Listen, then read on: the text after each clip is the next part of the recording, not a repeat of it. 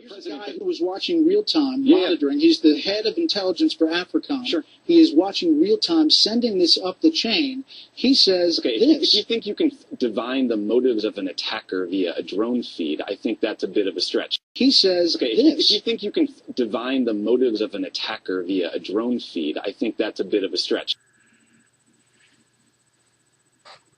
The idea that you can divine motives by watching a drone feed.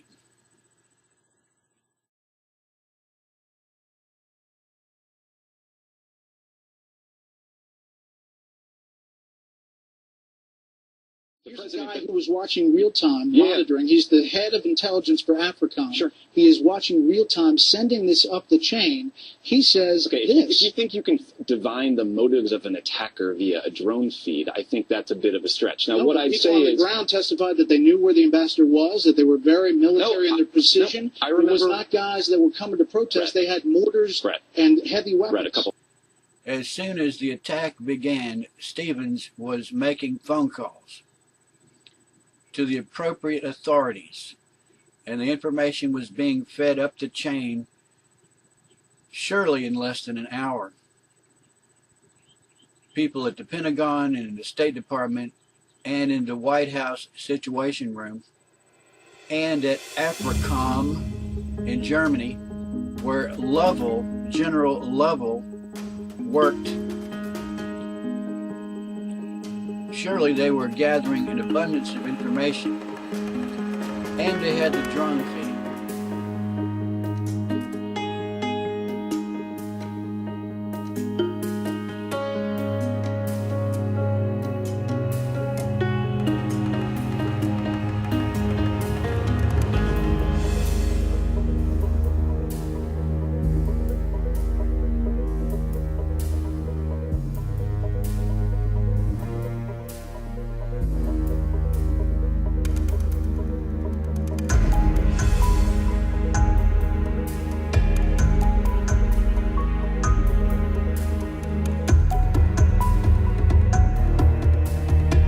Military personnel knew early on that the Benghazi attack was a hostile action and not a protest gone awry, according to a retired general who served at the U.S. Africa Command's headquarters in Germany during the attack.